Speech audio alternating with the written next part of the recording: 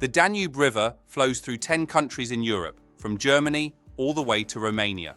Along this river, different nations collect vital environmental data: water quality, flood risks, and contamination levels. But each country describes and catalogues its data differently. This makes it challenging to work together on protecting the river's health and preventing water accidents. That's where DCAT AP comes in. DCAT AP stands for Data Catalog Vocabulary Application Profile. It's a European standard designed to ensure that metadata, the information about data, can be shared and understood across different data spaces, countries, and domains. By using DCAT AP, countries along the Danube could publish metadata about their environmental datasets in a common language. This enables seamless discovery, access, and collection of information from various sources, helping all stakeholders collaborate effectively.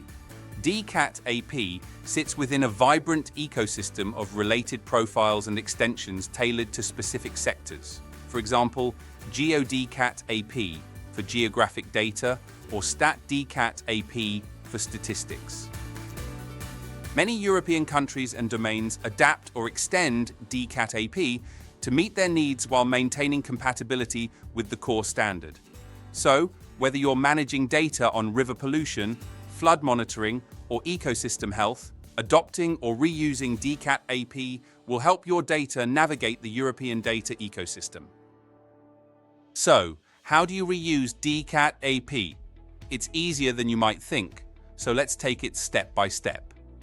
To reuse DCAT AP, start by familiarizing yourself with its minimum requirements. These include basic metadata elements like the catalog title, dataset descriptions, and access information.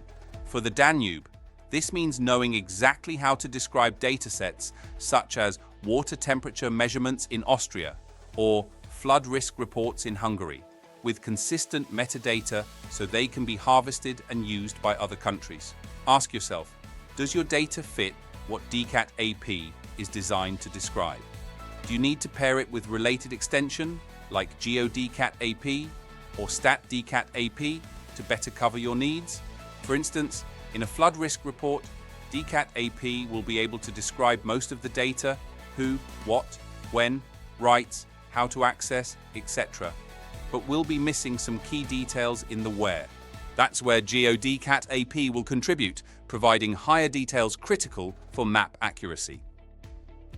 Next, involve all the data producers and users, national environmental agencies, river basin authorities, researchers, and policymakers.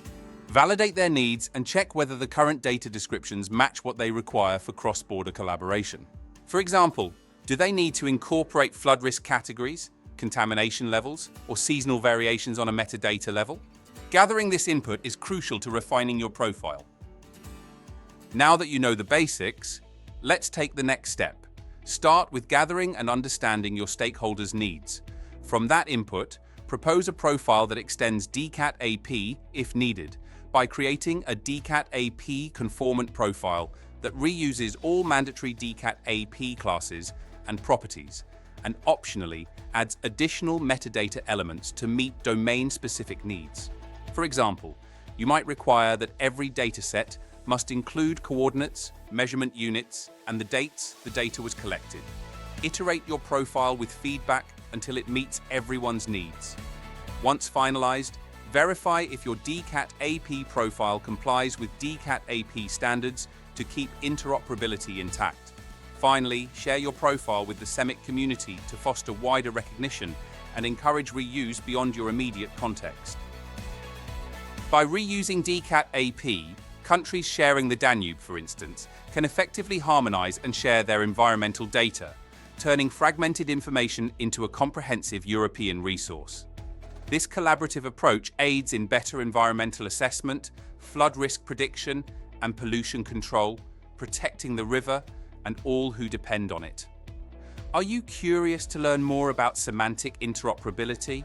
The Interoperable Europe Portal is your go-to place. In particular, the resources available under the SEMIC collection, and you can dive deeper with the DCAT AP course on the Interoperable Europe Academy website. You can find all links to relevant resources in the description of this video. Also, don't forget to engage with us on social media and stay up to date with the latest news regarding semantic interoperability.